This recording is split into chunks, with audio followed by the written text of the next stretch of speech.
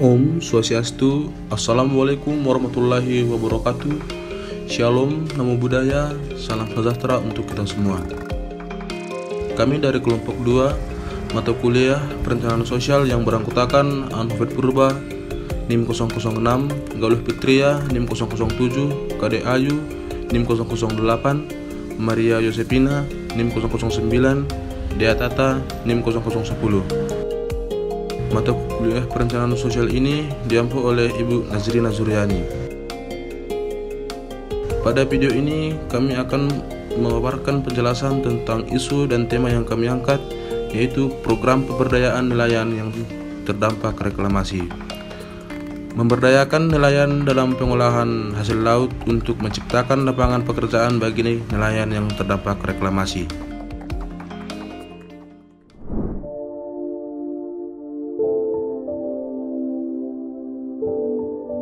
Reklamasi kawasan Teluk Benoa menimbulkan berbagai respon di beberapa kalangan. Reklamasi timbul karena lingkungan kawasan berair ini telah dianggap rusak. Maka, dinilai perlu ada perbaikan dan pemulihan kawasan menjadi lebih baik dan bermanfaat.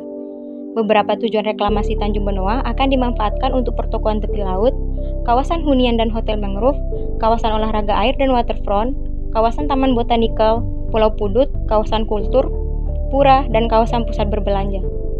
Padahal, sumber lain mengemukakan bahwa Teluk Benoa memiliki dua ekosistem tersebar di Bali, yaitu ekosistem mangrove dan ekosistem padang lamun. Luas wilayah Teluk Benoa yang akan dibangun mencapai sekitar 1.400 hektar. Seluas 810 hektar diantaranya akan direklamasi. Semua pembangunan itu rencananya terbagi menjadi 4 area berada di kanan kiri Jalan Tol Bali Mandara, yang menghubungkan Denpasar dengan Nusa Dua dan Tuban, Kabupaten Badung.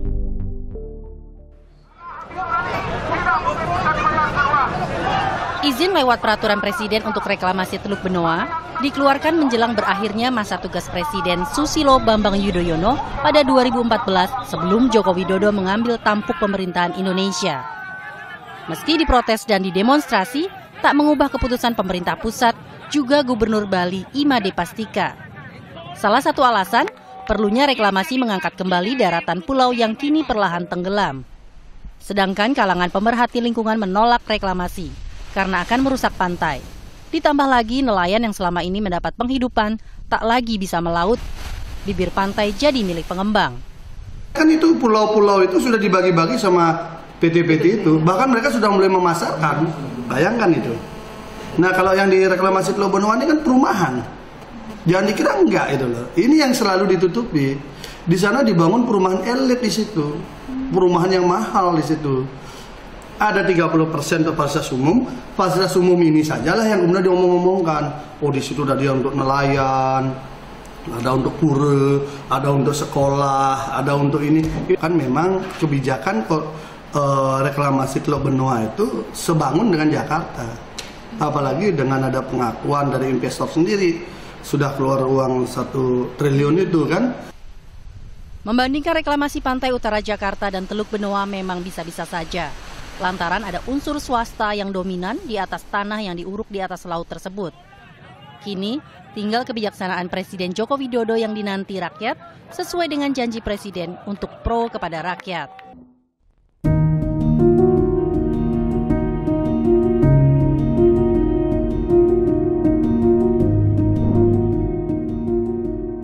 Reklamasi Teluk Benoa menuai pro dan kontra di tengah masyarakat.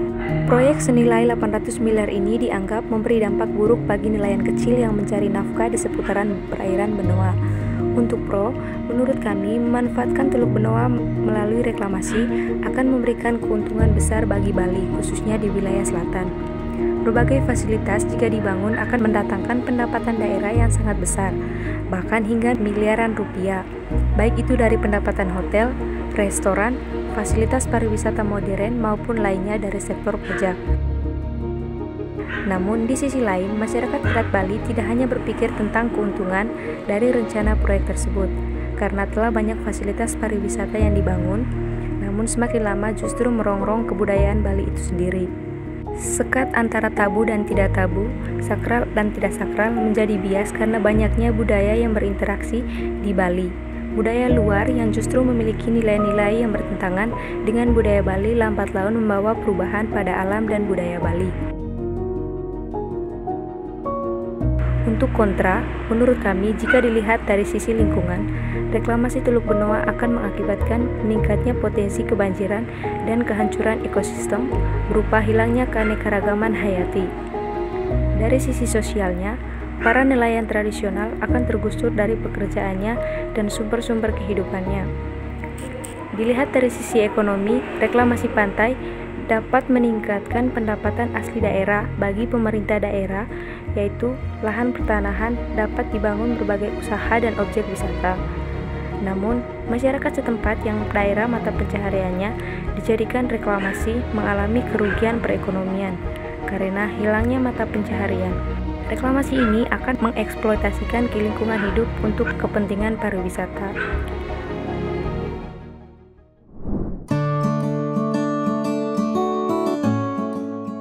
Pada dasarnya, pemberdayaan masyarakat nelayan bertujuan untuk mencapai kesejahteraan sosial budaya, dan hal ini menjadi basis membangun fondasi civil society di kawasan pesisir. Untuk mencapai tujuan ini diperlukan dukungan kualitas sumber daya manusia, kapasitas, dan fungsi kelembagaan sosial ekonomi yang optimal dalam kehidupan warga.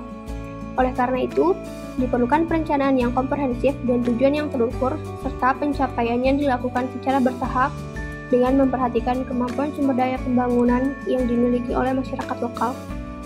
Sebuah upaya pemberdayaan perlu melalui beberapa tahapan yang perlu dilakukan untuk mewujudkan keberdayaan masyarakat nelayan. Menurut Wihatnolo dan Dwi Joyoto, terdapat 3 tahapan dalam proses pemberdayaan, yaitu penyadaran, peningkatan kapasitas, dan pendayaan. Upaya penyadaran ini bertujuan untuk mendorong masyarakat agar memahami kondisi yang menjadi masalah dan dapat memahami kebermanfaatan atas upaya penyelesaiannya. Peningkatan kapasitas. Tahapan ini merupakan tahapan di mana proses untuk memampukan enabling masyarakat terjadi. Memampukan di sini berarti memberikan pengetahuan dan keterampilan sebagai upaya untuk meningkatkan kapasitas masyarakat. Pendayaan. Tahapan ini diarahkan pada pemberian kekuatan kepada masyarakat untuk mampu mengelola sumber daya yang dimiliki, memperluas jaringan, dan mampu mengambil keputusan tanpa bergantung pada pihak eksternal. Pada tahapan ini, masyarakat didorong untuk mampu mengelola permasalahan yang dihadapi dan mengoptimalkan segala potensi yang dimilikinya. Adapun program pemberdayaan nelayan yang dapat kami canangkan yaitu memberdayakan nelayan dalam pengolahan hasil laut untuk menciptakan lapangan pekerjaan bagi nelayan yang terdampak reklamasi Teluk Benoa. Program tersebut adalah program PNPT, yaitu Pemberdayaan Nelayan Pesisir Tangguh, yang merupakan program pemberdayaan masyarakat yang dapat dilakukan oleh pemerintah Indonesia dan diterapkan di wilayah reklamasi Teluk Benoa yang terletak di Kabupaten Badung. Program ini difokuskan pada pemberdayaan pengolahan ikan oleh masyarakat daerah Teluk Benoa yang bermata pencaharian sebagai nelayan, yang mana telah kita ketahui bersama bahwa di Teluk Benoa akan dilakukan reklamasi. Program ini akan memfasilitasi peningkatan pengetahuan dan keterampilan kelompok nelayan melalui pengawasan dan pelatihan teknis seperti pelatihan pengolahan ikan, serta pemasaran dan jaringan pendistribusian. Selanjutnya, adapun tujuan program ini yaitu untuk meningkatkan keterampilan serta memberdayakan kelompok nelayan melalui sumber daya alam yang ada. Penerima manfaat program ini yaitu kelompok nelayan di sekitar wilayah yang terdampak reklamasi Teluk Benoa yang beranggotakan 15-20 orang. Adapun langkah kegiatan, yang pertama yaitu melakukan sosialisasi, yang kedua pendampingan dan pemberian fasilitas, yang ketiga pelatihan dan lokakarya, yang keempat perancangan program, yang kelima presentasi dan negosiasi kepada nelayan serta pihak-pihak yang terkait. Proyek pembangunan reklamasi Teluk Benoa ini sesungguhnya memberikan dampak yang positif dalam mengangkat perekonomian masyarakat Bali. Karena dengan adanya ini, membuat lapangan kerja akan semakin terbuka untuk masyarakat Bali. Akan tetapi juga, meski dengan dampak positif yang bisa dihasilkan ini, pemerintah juga perlu memperhatikan dampak negatif yang akan dihasilkan.